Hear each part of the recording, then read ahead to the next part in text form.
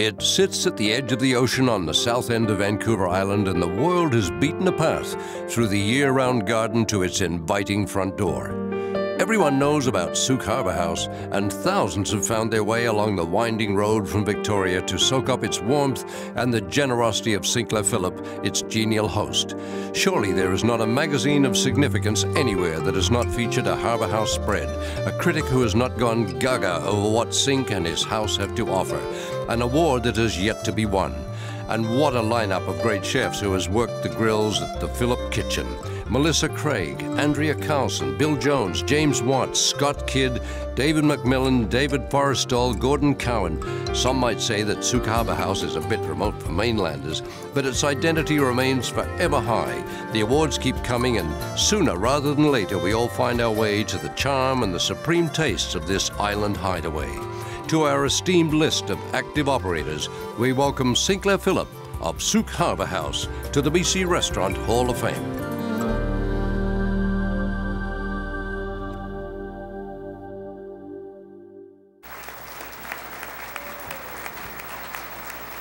Then let me start with a really neat story, because the man that sits beside me is, of course, a legend. He has become my new mentor on the island, what slow food concerns. And we don't have to tell you what slow food is. Everybody knows what slow food is. We're going to talk a little bit about it. But let me tell you a little story what happened last year.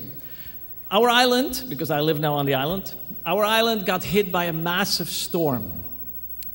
In Sooke, trees came down. I don't know how many trees came down. And it was incredible. The town got really hit hard. Sinclair and Frederick opened the Sooke Harbour House to all the people that had lost their homes and were homeless at that moment. Now, which resort in the world would do that? And what kind of a resort? Because Sooke Harbour House is a jewel on the island. And I'm very proud to have with me Sinclair here. Sinclair, just a couple of questions to get it going. When and how did you start the Sooke Harbour House?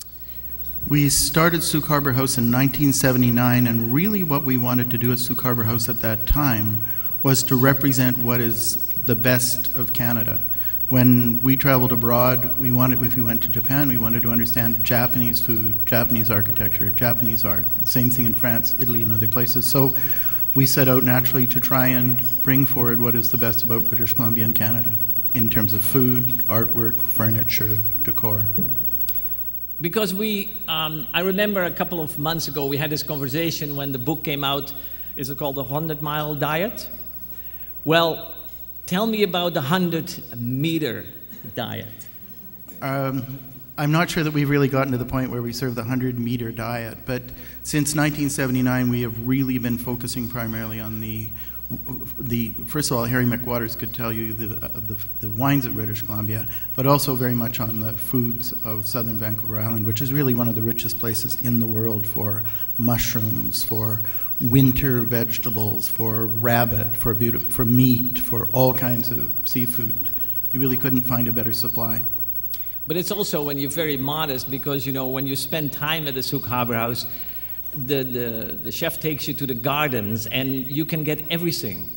Every night a meal is constructed from everything that comes from very, very close by, and also a lot of the garden.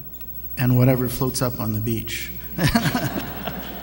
Absolutely. He's famous for his famous seaweed, what comes right out of the ocean in front. That's true, and everything else that moves on that beach we've used one day or other. Absolutely. I have to ask you a question that gave me a list of questions.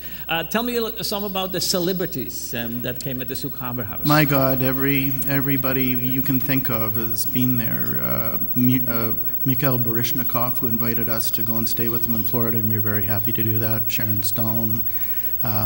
Robert De Niro. There's a long list. Not as long as Tojo's list, but a long list. Last question, because we have listened to a lot of.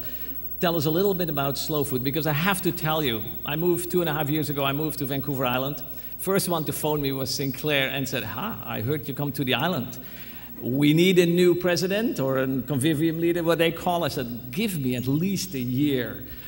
to get going with slow food on the island. In the meantime, yes, I've taken it over, but you tell something about slow food because we have to make some advertisement for slow food.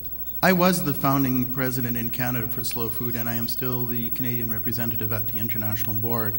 And Slow Food is an organization that has about 1,500 members in Canada, about 90,000 across the world, that really tries, particularly in Canada, to promote ethical, local, seasonal food from people who provide good food, clean food, and people who are fairly compensated for the work that they do. It's a terrific organization. There are 2 chapters in Vancouver, 1 in Whistler, 1 in the Okanagan, 1 on Vancouver Island. There's 1 in practically every major community and many minor communities across the country. They do fantastic work.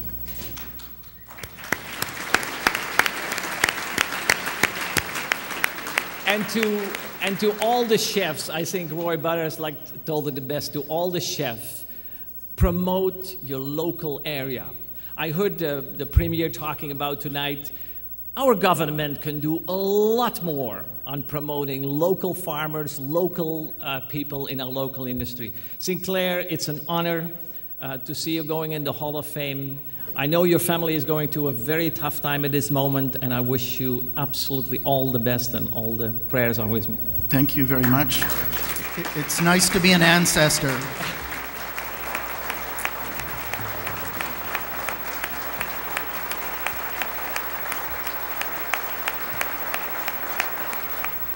I just want to thank everyone in this room who has helped us and encouraged us over the years. I probably know 25% of you now. I admire what you've done. We've all worked together. We've built an industry which is so much stronger than it was 20 or 30 years ago. It's very hard to imagine for the younger people here what a real lack of interesting restaurants we had, the lower levels of professionalism 30 years ago or so, and now there are professionals doing a terrific job with a lot of integrity across the entire province, and this is something we should all be very proud of. I would just, as I said a minute ago, encourage you as much as possible to use local foods and to understand them well. That's the secret to the future of restaurants in British Columbia. It's something we all have to pay attention to. I'd like you all to come to Vancouver Island and stay with us and give me a call first, and I will look after you well. Thank you.